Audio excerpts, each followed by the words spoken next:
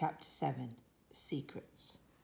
Hugo had never been inside the bookstore before, but of course he knew exactly where it was. He knew every inch of the train station. Opposite the cafe, not far from the main waiting room, there were 2 wooden tables covered in books, flanking a door that read, R. Labisse, bookseller, new and used. A bell jangled as Hugo stepped inside the store. He was rubbing the buttons on his jacket, and one came off in his hand. He slipped it into his pocket, where he continued to rub it. His heart was pounding.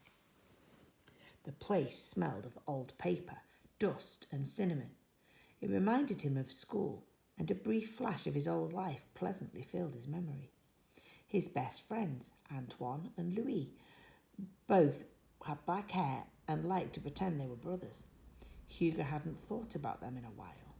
The taller of the 2 boys, Antoine, used to call Hugo Tick-Tock because he always had clockworks in his pockets. Hugo had wondered about them. Did they still pretend they were brothers? Did they miss him? Hugo also remembered that sometimes at night, Father would read to him from Amazing Adventure, stories by Jules Verne, and a collection of Hans Christian Andersen's fairy tales, which were Hugo's favourites. He missed being read to. A clerk sat at the back at the desk, between 2 tall piles of encyclopedias. Hugo looked around. At first he didn't see anyone else in the shop, but then, like a mermaid rising from an ocean of paper, the girl emerged across the room. She closed the book she had been reading and motioned for Hugo to come over. Papa George still has your notebook. How do I know you're not lying? You lied before. I didn't lie.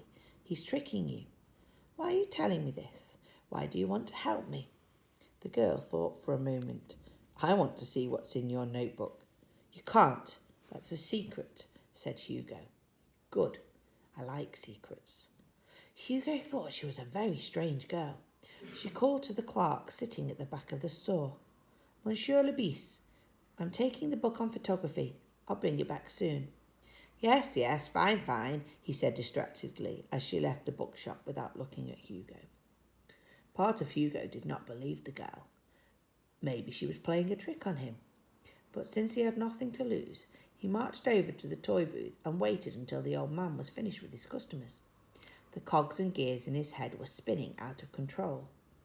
What are you doing here? Asked the old man. Hugo took a deep breath. I don't believe you burned my notebook. You don't? The old man seemed surprised. He thought about it for a few moments and said, Well, I don't really care. Maybe you're right. Maybe those were not the ashes of your notebook. But you won't ever find out, will you? Hugo inched closer to the booth. The old man calmly straightened the toys on the counter and said to the boy, You should not have returned here, Hugo Cabret. Now go away. Hugo did. But later, alone in his room, and while he scurried through the walls fixing the clocks, Hugo thought about the ultimatum. He convinced himself he had to keep trying. He returned to the toy booth the next day and the day after that. At night, new drawings accumulated beneath his bed. Finally, on the 3rd day, the old man came to him with a broomstick. Hugo flinched, thinking that the old man was going to hit him. But instead, he raised the handle towards Hugo and said, Be useful. Hugo took the broom and began to sweep around the booth. The old man watched carefully. When Hugo finished sweeping, he handed the broom back to the old man. Now give me my notebook.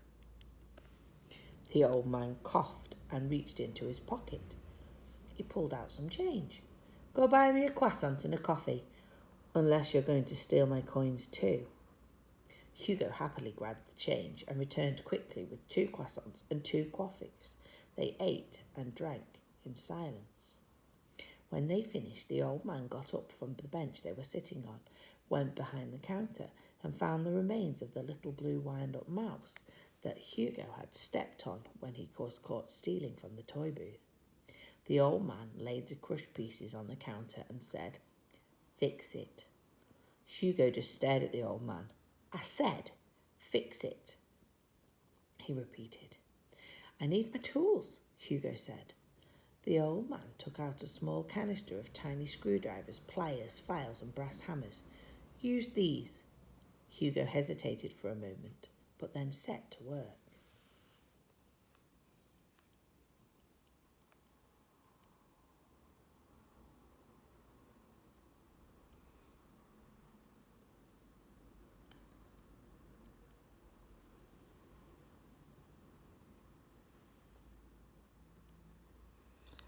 The mouse skittered noisily across the counter.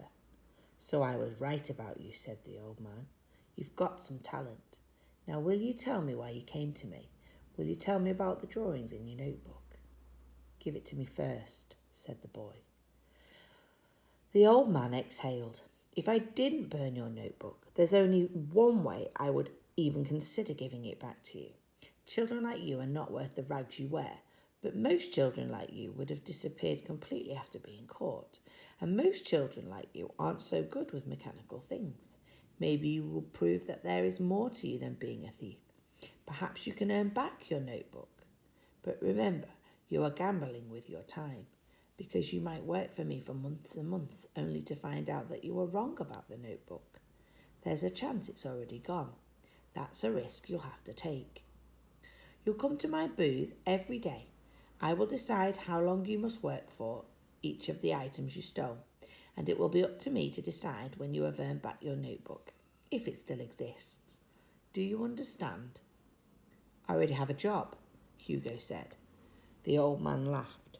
Thief is not a job title, boy. I have another job, but I'll come here when I can. You begin tomorrow, said the old man, and Hugo ran off down the empty hallway, careful not to click his shoe heels on the stone floor.